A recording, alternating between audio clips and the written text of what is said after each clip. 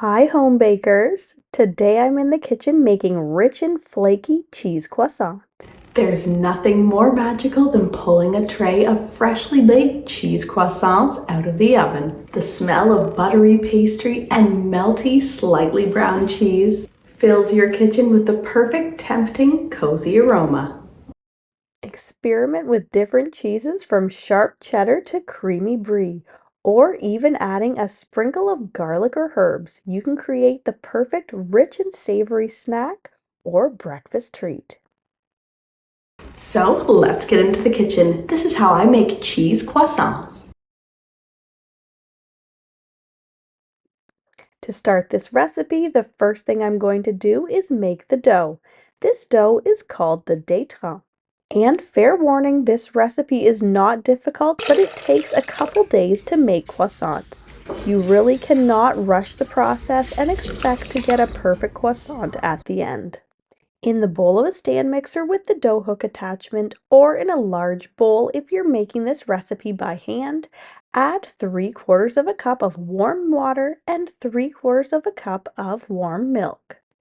I'm going to add in a 1/4 cup of sugar and mix to dissolve. Then I'm going to sprinkle over top 2 1/4 teaspoons or 1 packet of dry active yeast. Set this aside for a few minutes to allow the yeast to soften and become foamy. Then I'm going to add in 1 teaspoon of salt and 3 1/2 cups of all-purpose flour. I'm going to use my dough hook attachment to mix the dough, and while it's kneading, I'm going to add in 2 tablespoons of soft butter. I'm going to allow this to mix for a few minutes until I have a smooth dough. I like to alternate between the lowest speed of the mixer to 1 or 2 speeds above. This helps to mix the dough fully and takes about 5 minutes if you're using a stand mixer. If you're making this recipe by hand, knead the dough for about 8 minutes. Then I'm going to cover and allow the dough to rest for 30 minutes. This is going to allow the gluten to relax, and the dough will be easier to shape. Now that my dough has rested onto a cookie sheet lined with plastic wrap, I'm going to spread the dough out with my hands to form a rectangle. Then cover the dough and let it rest and rise for 1 1/2 hours. After that, I'm going to place it in the refrigerator to chill for 1 hour. While I'm waiting, I'm going to make the beurrage, which is the butter layer. The best croissants are made with high-fat butter. Anything low-fat will not make the perfect croissant. I'm using 1 1/4 cups of softened butter, and I'm going to form it into a square. To do this easily, I like to place plastic wrap inside of an 8-inch square casserole dish and squish the butter out evenly into the dish to form an easy square. Then place the butter in the refrigerator to chill slightly. Soft butter will ooze out everywhere if you try to roll it in between the layers of dough. So before rolling, make sure the dough and the butter is firm but still pliable. Now that my dough has chilled for 1 hour, I'm going to remove it from the refrigerator and place the chilled beurrage into the center of the dough square.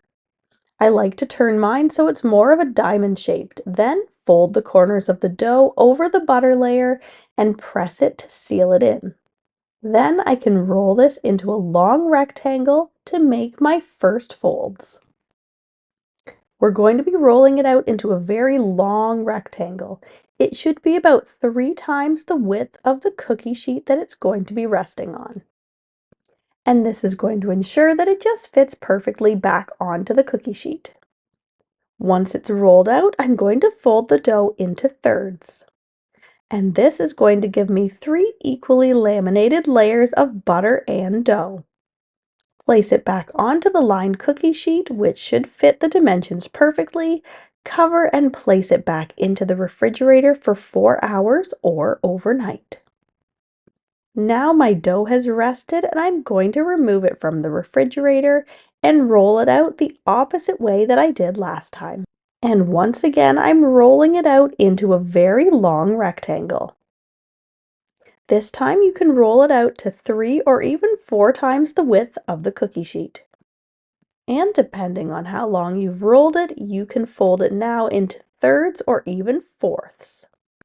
This process is called laminating the dough, and I'm going to need to do it 1 to 2 more times to get all those feathery soft layers in the croissants after they're baked. After the final roll and fold of the dough, I'm going to cover it and place it into the refrigerator to chill for at least 8 hours or overnight. Now, as you can see, my dough is ready and has nicely puffed up. This time I'm going to roll it out onto a lightly floured surface to a very large rectangle. To make the cheese croissants, I'm going to take a triangle and slightly pull apart the center slit. I've already cut my cheese. I'm using Gruyere for some of my croissants and creamy brie for the other half. Then place all of the croissants spread out onto lined baking sheets. These are going to again get covered and allowed to rise and puff up. And since croissants are so full of rich ingredients, it takes them a little longer to rise. They should be very full and puffed up and have a little wiggle to them when you shake the tray back and forth.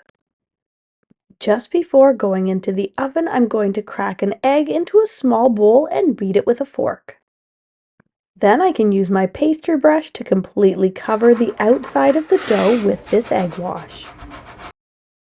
This is really going to seal in all of the layers of the dough and is going to give the croissants that rich and flaky, deeply golden crust.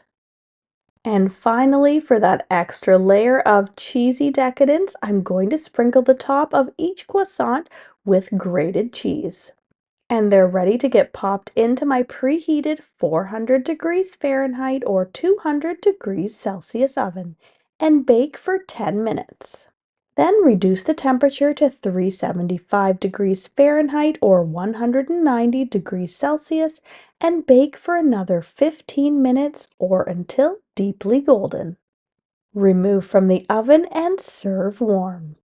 These homemade cheese croissants have the perfect melt in your mouth experience with each bite. The layers of buttery, flaky pastry are the perfect contrast to the melty, savory cheese inside. And the crispy golden crust and the feathery light layers are the ultimate combination of textures that makes them irresistibly delicious. Enjoy! If you're a fan of deliciously simple vintage recipes and old-fashioned skills, then you'll want to check out this next video. Thanks for stopping by.